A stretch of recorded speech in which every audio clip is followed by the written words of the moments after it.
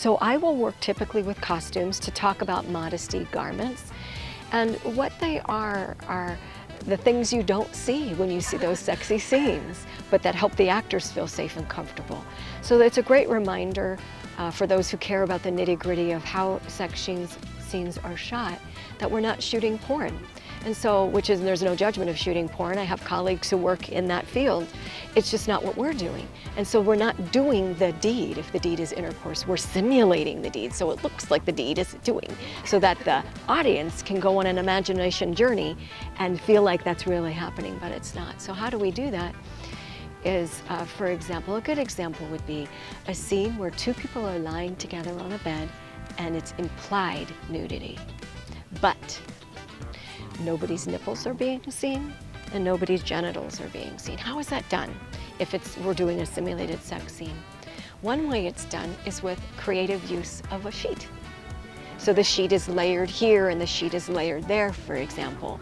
But a particular shot that really sells that these people are nude would be a shot, if we can imagine two people, if the camera is here, the bed is here, the people are lying on top of each other here, would be a shot sideways of the hip, of a naked hip. How do we get naked hip? And the answer is, it's called a strapless thong. Okay, so imagine. Sounds insane. It sounds insane. Yeah. Imagine a thong. Okay, so it has a triangle in the front and a little string, and then it's in the back, right? But wait a minute, there are straps along the side. That's what holds it up. Well, one way to handle that is to use, is to CGI it out. So that would be not a strapless thong, it'd just be a thong.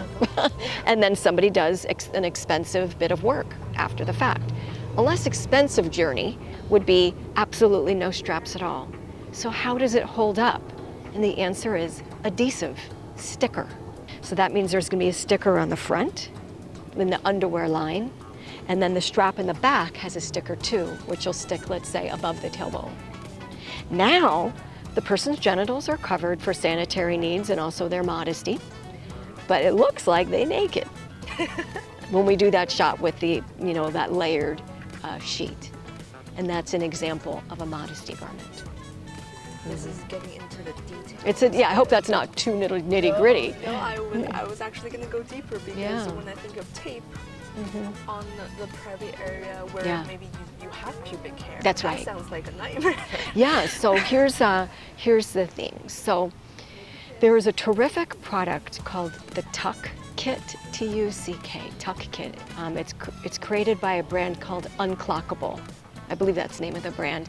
And that brand was created for trans women so that they can tuck their genitals up and away and have what looks like, so that it will look like there's no external genitalia, and it tucks them up and away so they can feel like they can wear their swimwear and they can feel the feminine look for themselves. So they already had the science already handled. And now intimacy coordinators were all using these tuck kits. They're terrific for underwater use, for bathtubs, swimming scenes, etc. The tuck kit allows for the size of a dime, the width of a dime amount of hair. Okay. So that's a tiny bit of hair, but a person can have some hair and still be able to use a tuck kit. I'll be on Zoom with them typically. I can show them what it looks like. I can talk to them about oils on their skin, because a great plan would be to take an alcohol wipe and wipe the area so it's as dry as possible, that their skin oils don't loosen the adhesive. Also, are they allergic to any adhesive? That's an important piece. We can't all of a sudden having somebody dealing with an allergic reaction when they're trying to work. But to your point about shaving, this is when I talk to the performers and say, what do you want to do? I tell them where the adhesive will be. I tell them about, for example, the dime width, and most performers are like, I'm shaving. Because we want the adhesive to stick, and we also want it to be possible for removal. And that can be done with baby oil. That can be done with a very slow approach. No fast removal needed, but no ripping off a Band-Aid. So let's just pause for a moment to acknowledge performers who are going through the greatest of lengths in vulnerability, in the most private parts of their body, having these discussions with a consultant. They go through a lot to create beautiful, fun, effective, emotional, and dramatic moments for us as viewers. If I do my work well, all of the work happens before I come on set.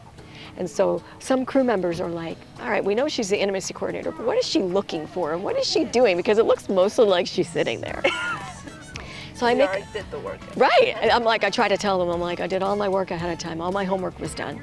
But what I do as a joke and for truth is I have a kit, and that means I have a waist pouch, and I have a lot of mints because people are getting close, sometimes kissing, and so it's good to have 5 different kinds of Altoids, Tic Tacs, Lifesavers, so, breath mint, so sprays, tab. Exactly. So I'm like, pick a mint, any mint, and we all have a laugh about that. And then sometimes I make friends with fellow crew members because they're like, can I have an Altoid? Yeah. Especially after lunch.